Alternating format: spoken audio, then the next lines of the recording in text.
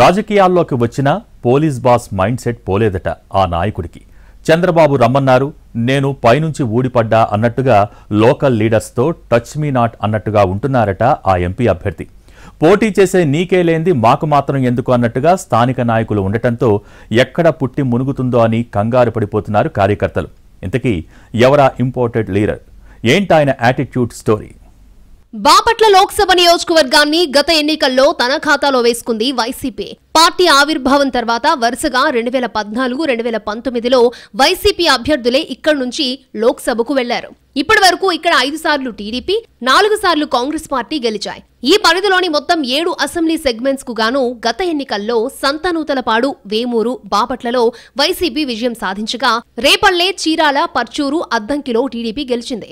Sitting MP Nandigam Suresh కి ఈసారి కూడా టికెట్ ఇచ్చింది వైసీపీ. టీడీపీ విషయంలో అనేక పేర్లు తెరమీదకు వచ్చినప్పటికీ అనూహ్య పరిణామాల మధ్య చివరికి తెలంగాణకు చెందిన బీజేపీ నేత కృష్ణప్రసాద్ కండువా మార్చుకుని టికెట్ పట్టేశారు. తాడికొండ ఎమ్మెల్యే ఉండవల్లి శ్రీదేవితో పాటు టీడీపీ నేత ఎంఎస్ రాజు గత ఎన్నికల్లో ఇదే సీట్లో పోటీ చేసి ఓడినా శ్రీరామ్ మాల్యాద్రి కూడా ఆశించారు టికెట్. కానీ ఎవరూ ఊహించని విధంగా కృష్ణప్రసాద్కిచ్చింది టీడీపీ అధిష్టానం. కృష్ణప్రసాద్ ఇటీవల వరకు తెలంగాణ బీజేపీ అధికార ప్రతినిధిగా ఉండడం, ఆ పార్టీకి రాజీనామా చేయకముందే టీడీపీ ఎంపీ టికెట్ కేటాయించడం రాజకీయ వర్గాలను ఆశ్చర్యానికి గురిచేసింది. తెలంగాణ క్యాడర్కు చెందిన IPS officer Tenneti Krishnaprasad BJP party తరపున వరంగల్ టికెట్ ని ఆశించారు. కానీ చివరికి రాష్ట్రం, పార్టీ మారిపోయి బాపట్లలో తేలారాయన.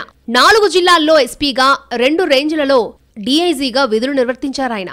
సిఐడి చీఫ్ తో పాటు పలు కీలక బాధ్యతలు నిర్వహించారు. ఉమ్మడి రాష్ట్రంలో గుంటూరు జిల్లా ఎస్పీగా కూడా పనిచేయడం ప్లస్ కావచ్చు అనే అంచనాలున్నాయి. కృష్ణప్రసాద్ అత్త సెమంతకమని గతంలో టీడీపీ ప్రభుత్వంలో మంత్రిగా పనిచేసి ఉండడంతో ఆ పరిచయాలు కూడా టికెట్ కు సహకరించాయి అన్నది పార్టీ వర్గాల మాట.